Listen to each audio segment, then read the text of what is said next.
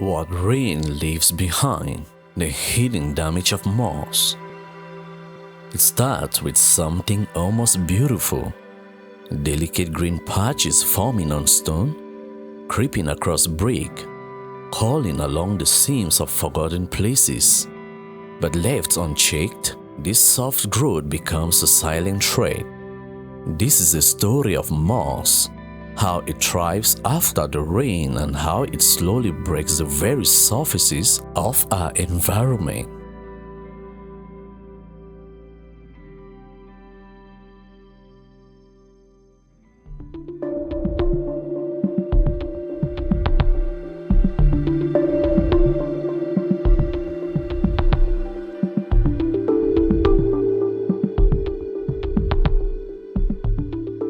Mosses belong to a group of non-vascular plants known as bryophytes, a lineage that dates back over 450 million years, making them among the first plants to colonize land. Unlike flowering plants, mosses lack roots, seeds, or vascular tissue.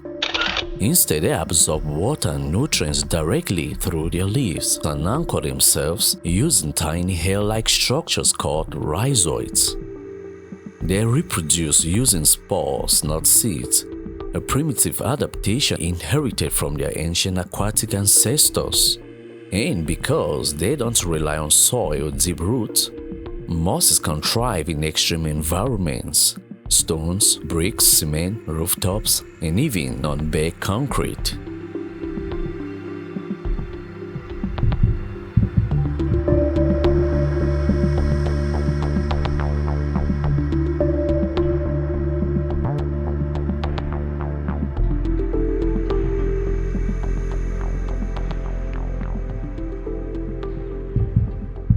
All they need is moisture, shade, and stillness. During every rainy season, they take hold, waving carpets of green across neglected yards, humid brick paths, and forgotten corners of the built environment. They may look soft and harmless, but their quiet persistence tells a much older story, one that began when life was just learning how to live on land. Rain doesn't just water the earth, it transforms surfaces. When water seeps into porous bricks or uncemented soil, it creates tiny ecosystems perfect for moss. Shaded areas hold moisture longer. Under trees, near walls, behind buildings, combine that moisture with dust, spores in the air, and a few days of shade, and moss begins to form. Unlike regular plants, moss doesn't need deep soil. It clings to cement, stone, and even metal using its tiny hair-like structures called rhizoids. They anchor themselves to rough surfaces and spread outward in dense mats.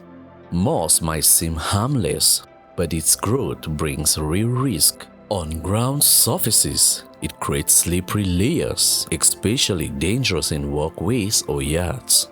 When it creeps into cracks in bricks or cement, it holds moisture, weakening the surface. Flaking of plaster, even splitting seams over time.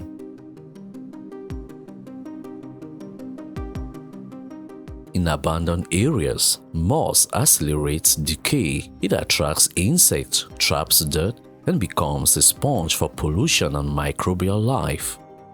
What was once a clean yard or a firm brickwork now becomes slippery, unstable, and unsightly. Removing moss requires patience and precision. Too much force can damage the structure, too little and the moss regrows within weeks. Mosses attach themselves using microscopic filaments called rhizoids, which penetrate the smallest surface pores in cements, bricks, stones, and even paints or plaster. These structures allow moss to bind tightly, even to vertical or irregular surfaces, making mechanical removal a delicate task. Too much force, like scraping with a metal tool on dry material, can crack cement, peel off wall plaster, or create micro-abrasions that invite even faster regrowth.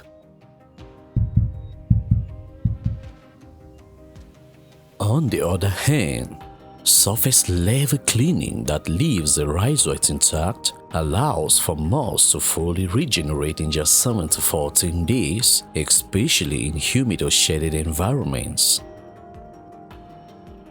In real-world local settings where budgets are tight and professional treatments are unavailable, people rely on surprisingly effective manual techniques passed down through observation, trial, and from generations. A spade is used to lift dense, mat-like colonies that have built up on open-yard surfaces or stone blocks. A potting knife or even a sturdy spoon is ideal for tight corners and delicate edges, especially where moss has crept along the bases of walls or between tiles. For painted walls, especially those exposed to splash from rain, a broom with soft bristles or a potting knife is used to gently sweep away surface moss while avoiding structural damage or plaster detachment. Once moss has been manually lifted or scraped from the surface, the process isn't over. What remains? Tiny fragments of moss tissue, dislodged spores, fine sediments, and organic residue can all contribute to rapid recolonization if not properly removed. This is where sweeping with a broom becomes essential, but not just any broom. For walls, bricks, or plastered surfaces, brooms with soft to medium bristles are preferred. They allow for a thorough sweep without scratching or lifting the protective top layer of paint, plaster, or stone finish. On yard floors or cemented areas, stiffer brooms can be used to dislodge remaining debris, sweeping away moisture-trapping dirt and restore surface texture that moss typically hides in. Broom sweeping is more than just a cleaning gesture. Sweeping serves several scientific purposes.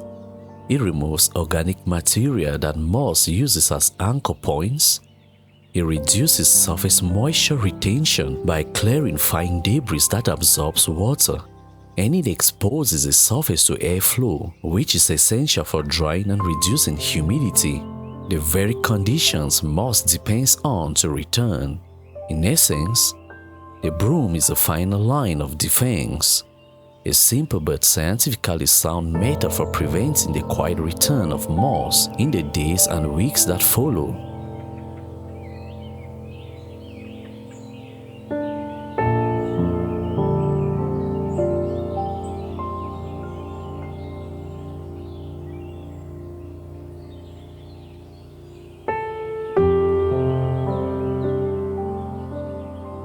The best solution isn't just cleaning, it's prevention.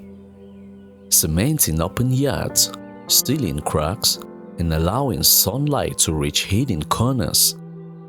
This stops moss before it grows. But there's something deeper to reflect on. How something so soft, so slow, so silent can cause destruction over time. Moss is natural, and when reinforced, it begins a new life. But even nature, when left unchecked, reshapes the world we build. When you look around your environment, the green patches might be more than just color. There could be early signs of decay. Understanding moss isn't just about cleaning, it's about noticing what time and rain leave behind. Because sometimes, nature's smallest growths carry the greatest long-term impact.